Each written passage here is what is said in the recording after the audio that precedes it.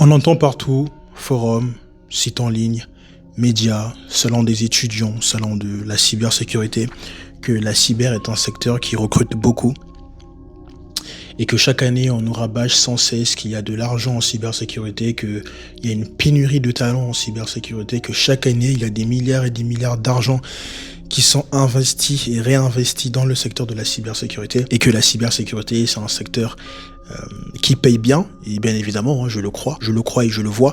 La cyber est un secteur qui paye très bien. Tout cela est vrai, bien évidemment, mais la cybersécurité, c'est incroyable.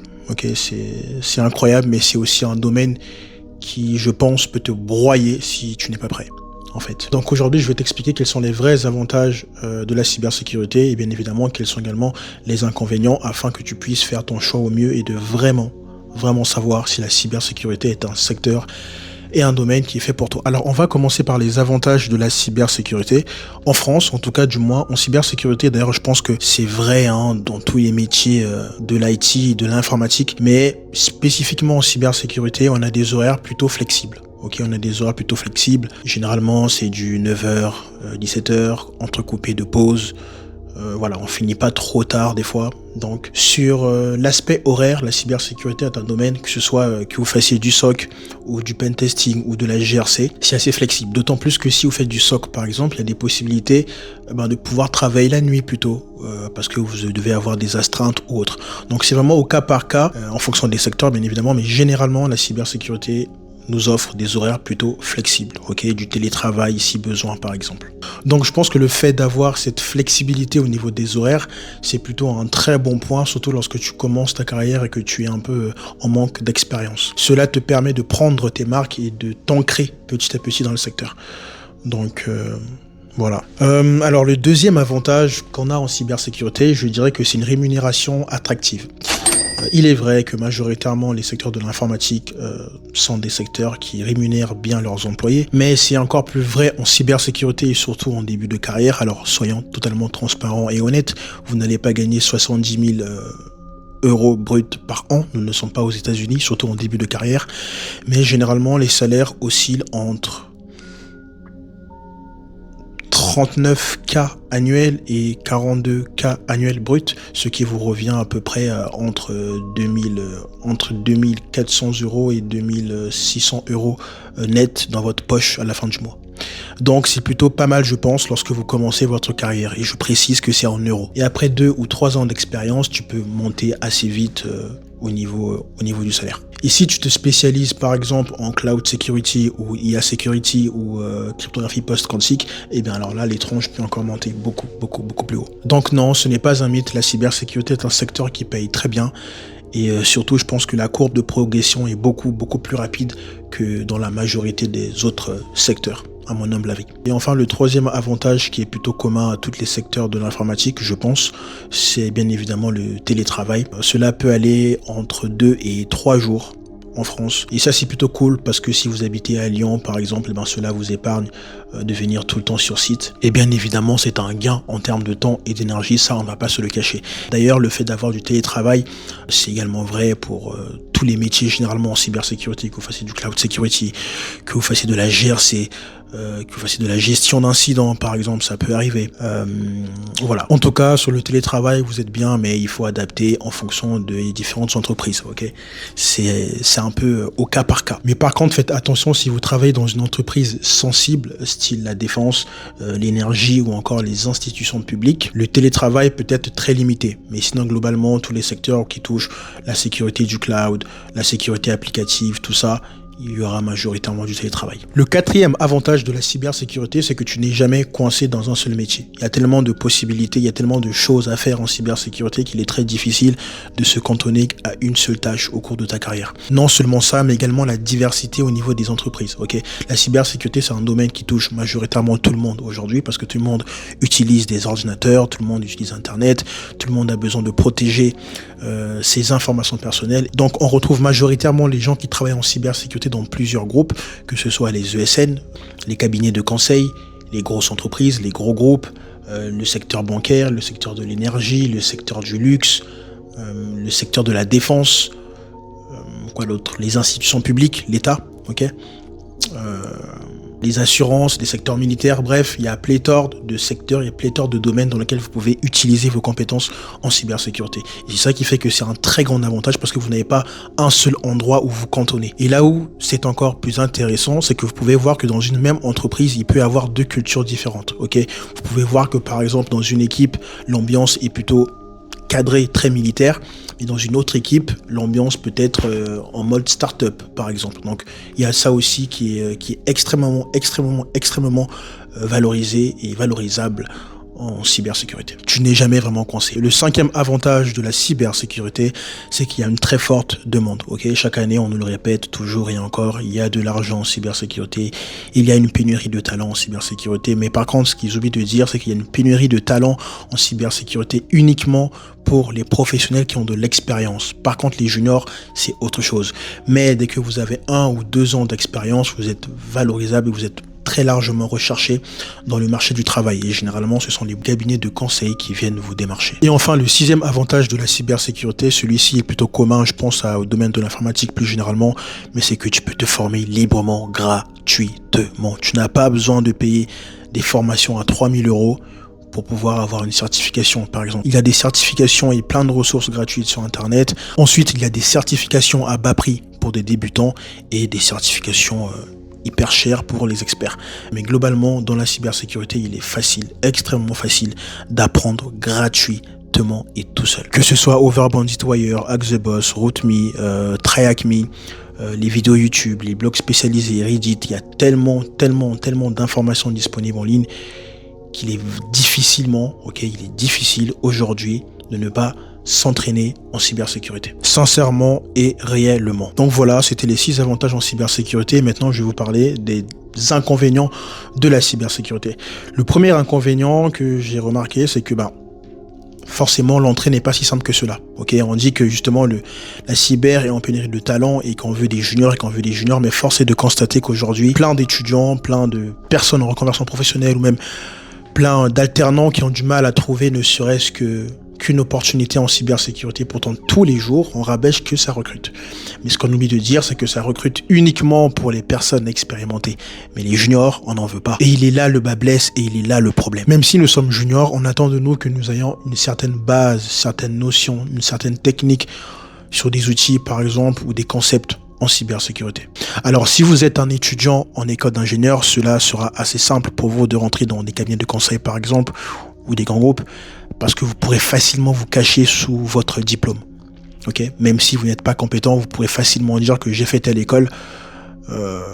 Voilà, ça passe sans forcément dévoiler que tous vos projets, vous l'avez fait en groupe ou que vous l'avez fait avec ChatGPT par exemple. Le simple fait de montrer votre diplôme suffit largement. Mais voilà, la cyber, c'est un secteur recherché, mais par contre, l'entrée n'est pas si simple que cela. Ok, même pour les juniors, vous devez fournir une certaine quantité de travail et vous armer d'une bonne dose de patience et de courage. Le deuxième inconvénient que j'ai remarqué en cybersécurité, majoritairement, c'est qu'on a tendance à confondre, même dans les boîtes, IT et cyber, Information Technology et cybersécurité en fait. En cybersécurité, on n'est pas mandaté pour réparer des ordinateurs. Nous ne sommes pas non plus mandatés. Ah, ma caméra s'était éteinte. Bref, qu'est-ce que je disais? En cybersécurité, nous ne sommes pas mandatés pour pouvoir réparer des ordinateurs, réparer des imprimantes ou réparer vos problèmes de connexion aux ordinateurs, par exemple. Ce n'est pas le taf de la cybersécurité. Des fois, même au sein de notre entourage, on pense que parce qu'on travaille en cybersécurité, on est à même de pouvoir résoudre les différents problèmes techniques liés uniquement à de l'infrastructure pure et dure. Alors non, la cybersécurité, ce n'est pas de l'IT. Ok, ça il faut le comprendre. Et c'est un peu un inconvénient que j'ai trouvé parce que des fois on a tendance facilement à nous donner cette étiquette-là. Tout ça pour dire que parfois ton rôle en cybersécurité, c'est passer plus de temps en fait à expliquer plutôt que à vraiment faire et à vraiment protéger les systèmes. Ok, tu dois majoritairement parler. C'est pour cela que la cybersécurité, je le dis souvent, c'est beaucoup de communication. Tu dois pouvoir expliquer ce que tu fais et réussir à le vulgariser pour que tout le monde puisse comprendre clairement ce dont il s'agit. Le troisième inconvénient en cybersécurité, alors avant c'est un avantage, mais ça dépend sous quelle langue on le voit, c'est justement le fait de tout le temps vouloir apprendre. Okay, la cybersécurité, c'est un domaine qui est vaste. On apprend tout le temps, c'est un apprentissage constant. Alors, c'est un secteur qui évolue très vite et ça continuera encore et encore à évoluer tant que l'être humain continuera à innover. Il y a de nouvelles vulnérabilités qui voient le jour, de nouvelles menaces. Et d'ailleurs, si tu n'as pas vu ma vidéo où je vous explique pourquoi est-ce que la cybersécurité est un secteur où l'argent continuera à affluer, je t'invite vivement à la regarder, elle est juste là. Il y a tous les jours de nouvelles attaques, de nouvelles méthodes, de nouveaux outils. Donc, si tu n'aimes pas apprendre, je pense que tu vas vraiment t'épuiser dans ce secteur. Mais par contre, si tu aimes te former, si tu aimes apprendre, tu vas t'éclater. Ça, c'est sûr et certain. Et c'est un secteur où des fois, tu dois accepter au plus profond de toi que tu ne pourras jamais tout comprendre et tout maîtriser. Ça peut paraître frustrant, mais dis-toi que tu ne pourras jamais tout maîtriser. Alors, c'est frustrant, mais dans un côté, c'est rassurant parce que tu te dis que ce n'est pas grave. Au final, tu relativises. Donc, acceptez le fait que vous ne pourrez jamais vraiment tout maîtriser. Le quatrième inconvénient de la cybersécurité, je vais dire qu'il y a une certaine forme de pression. Alors, ça dépend des secteurs. Je sais que, par exemple, si vous êtes en GRC, on va dire que c'est relativement normal, ok, voilà, vous faites votre travail de tous les jours. Mais par contre, lorsque vous êtes si vous êtes sous pression, par exemple, lorsqu'il y a une attaque, si vous faites de la gestion d'incidents, ou encore si vous êtes en SOC et que vous avez un problème et qu'il y a plein de faux positifs et que vos règles de détection implémentées dans les différents SIEM, par exemple, sont trop, eh ben, cela peut faire vite monter la pression et vous donner un sentiment d'urgence de pouvoir vite résoudre les problèmes.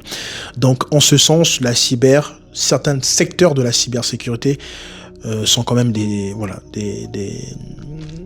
domaines où la pression est forte, mais c'est par phase majoritairement comme dans tout métier, j'ai envie de dire. Le cinquième inconvénient de la cybersécurité, c'est que si tu n'aimes pas ça, tu vas souffrir. Je pense qu'il n'y a pas besoin de dire plus, je vais juste m'arrêter là pour ce désavantage. Si tu n'aimes pas la cybersécurité, tu vas juste souffrir.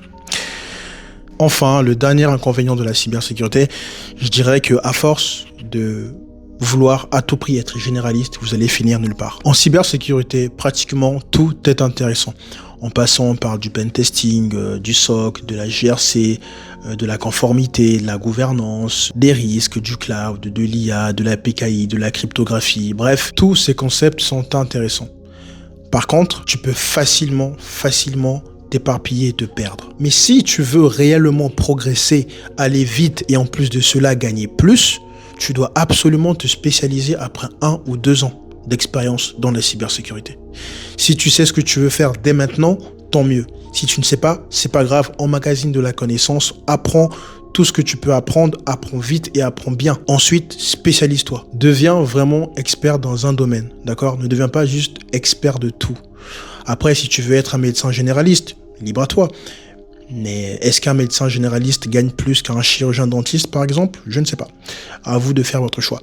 Mais voilà. Par contre, si vous ne savez toujours pas quoi faire après un certain nombre d'années et que vous voulez encore explorer, je vous conseille vivement de faire de la GRC, de la gouvernance, des risques et de la conformité. C'est le secteur en cybersécurité qui vous ouvrira le plus de portes et qui vous laissera le temps de pouvoir explorer et d'approfondir un sujet ou un domaine. Mais une fois que tu te seras spécialisé, tu pourras ensuite élargir, ouvrir sur d'autres domaines, d'autres compétences qui pourront venir compléter ce que tu sais déjà pour te donner un profil encore beaucoup plus attrayant aux yeux des recruteurs. Donc voilà, c'était quelques avantages et quelques inconvénients en cybersécurité. N'oubliez pas que la cyber, ça reste un secteur d'avenir, c'est un secteur qui recrute massivement, qui paye bien, qui évolue vite et qui te permet de travailler à peu près n'importe où dans le monde et dans n'importe quel environnement. Mais voilà, c'est aussi un domaine exigeant où il faut aimer apprendre, aimer résoudre des problèmes et aimer s'améliorer, tout simplement. Donc si tu es curieux et motivé, tu vas réussir vite, tu vas t'améliorer, tu vas progresser dans la cybersécurité et tu auras une très belle carrière. Si vous voulez des conseils concrets pour réussir, je dirais que essayez de vous construire un petit portfolio, un petit portfolio avec vos labs, vos projets et vos différents GitHub. Établissez un plan de certification, donc établissez où est-ce que vous en êtes actuellement au niveau de vos certifications. Est-ce que vous voulez une certification plutôt basique ou une certification haut de gamme? Mais voilà, établissez un plan pour pouvoir atteindre cette certification-là et pour pouvoir l'obtenir. Ensuite, choisissez une spécialité au bout d'un moment. Ne restez pas longtemps scotché dans vos certitudes et dans votre zone de confort dans la cybersécurité, parce que ça peut être très plaisant, votre zone de confort, mais c'est ça qui fait la beauté de la cyber. Protège ta santé mentale. La cybersécurité, c'est fort intéressant, c'est cool, mais pas aux dépens de ton bien-être. Mais voilà, faites tout cela et ça sera déjà très bien, je pense. Si vous voulez des informations, si vous voulez des ressources pour vous entraîner en cybersécurité, tous les liens sont en description. N'hésitez pas, c'était Jaudry. À une prochaine fois.